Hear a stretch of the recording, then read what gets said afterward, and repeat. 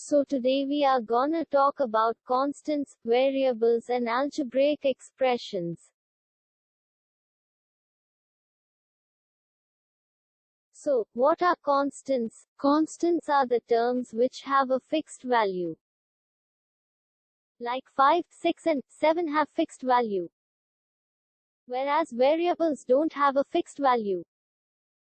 Like a variable x doesn't have a fixed value. It may be 4, 9, 28 or any other number. Now, what are algebraic expressions? They are a combination of constants, variables, and operators like addition.